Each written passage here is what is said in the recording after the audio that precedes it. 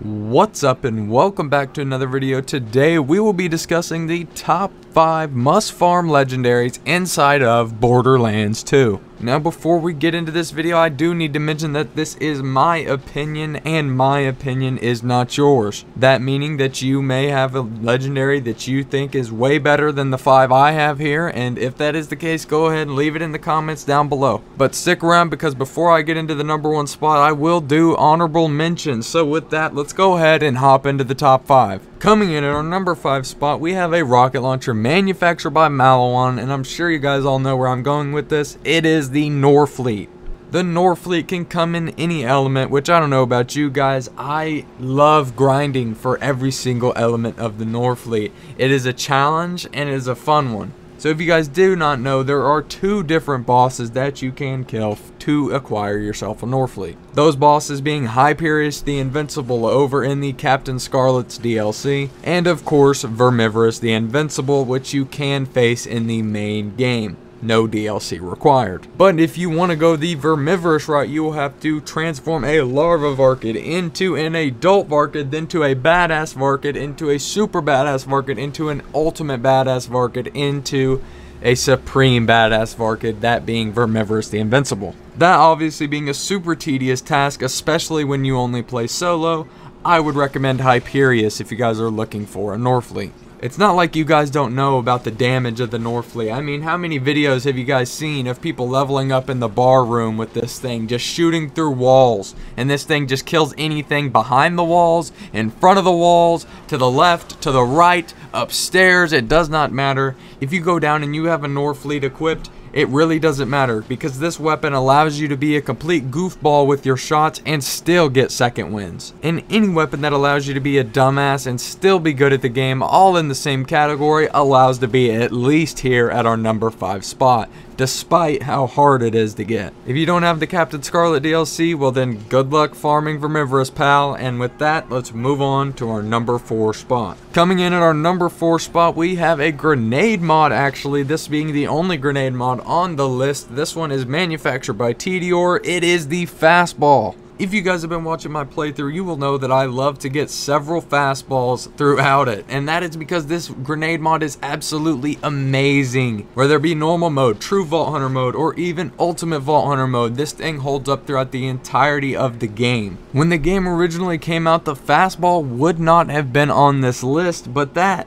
all changed October 25th of 2013 when they buffed it by 500% damage. And if you guys do not know how to farm the Fastball, you will need to do a side mission called In Memoriam to take on Bull. He is located in the Three Horns Divide and is a very quick and easy kill. I have a guide that I will link below for an even quicker way to farm him down below. This grenade mod could come in every single element, including explosive, shock, fire, and corrosive, which obviously you gotta love that. Different elements for different situations always helps in the game. And there's really not much more to say about the Fastball. If you guys want to know about the quickest way to farm it, like I said, it will be in the description. Coming in at our number 3 spot, we have a shield manufactured by Hyperion, this being the first shield we've mentioned on the list so far, and that is the B Shield. Now, if you guys did not know, there are 2 different ways you can farm this one being in the Tiny Tina's Assault on Dragon Keep DLC while farming the trees. And the regular farming method that I'm sure you guys are all aware of is Hunter Hell Quest in the Air Nexus Boneyard. The B Shield actually has several resistant variations of it that can resist corrosive, shock, and fire damage, which are all heavily sought after in the Borderlands 2 community. And if you can get your hands on one of these things, you are basically a walking mech. And I haven't even mentioned the amp damage of the B Shield, which obviously is the biggest plus side of it. Being able to maul through enemies while your capacity is up. You can destroy many bosses in just seconds with this shield. Do I even need to say any more?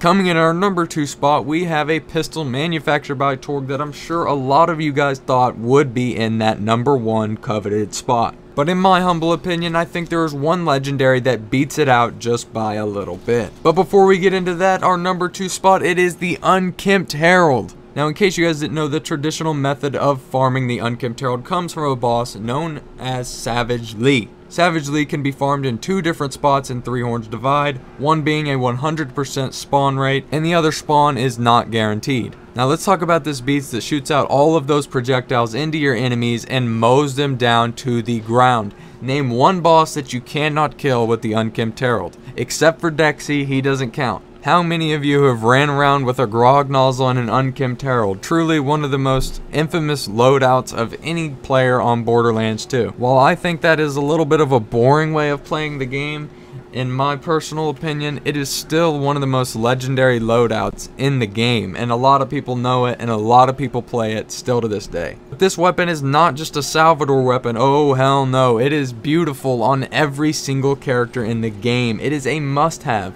on every single character. I promise you, if you guys have a character that is level 80, overpowered level 10, you have an Unkempt Herald on that character. That's not even mentioning that your projectiles can be doubled when you get the double penetrating version of the weapon. But you guys already knew that, so it's not like I really needed to mention it. But what I do want to mention is that I made a guide to actually farm it way faster than the Savage Leaf farm. I will link it down below. It has to do with farming the Torgue vendors and the quickest way to do so. But with that, let's go ahead and hop into our honorable mention section of the video, and I'm just going to go ahead and breeze through these really quickly.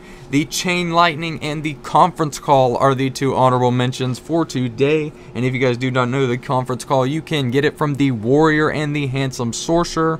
And the Chain Lightning you can achieve in Tiny Tina's Assault on Dragonkeep DLC only, and it is an exclusive drop to the Badass Sorcerers. So get to farming, guys, and with that, let's hop into our number 1 spot. Coming in at our number 1 spot, we have a shield manufactured by Vladof, and it should be no surprise to hear it come out of my mouth. It is the Sham. If you guys do not know how to get the Sham, you will need to farm the Bunker in the main game. You will face him during the Where Angels Fear to Tread quest during the main story. You cannot miss him. But also keep in mind he has a chance of dropping the Bitch SMG, which is also a pretty decent little weapon. But we're not talking about that. We're talking about the Sham today, and the main effect of this thing, the reason why it is so good, is it basically allows you to become a walking bullet sponge. As you will see in the gameplay on screen, I am walking around being shot, but my shield is not taking much damage. Sure, you'll see it go down here and there, but I am using the perfect version of the Sham, a 94% absorb chance with the Sham. I will show you guys the weapon card there so you guys can see what I'm talking about. The absorb chance, it can be different on each drop of the Sham. The absorb chance of the Sham can go from anywhere from 77% all the way up to a 94% chance. Several Vault Hunters have put in thousands of hours farming for the 94% Sham just to never see it.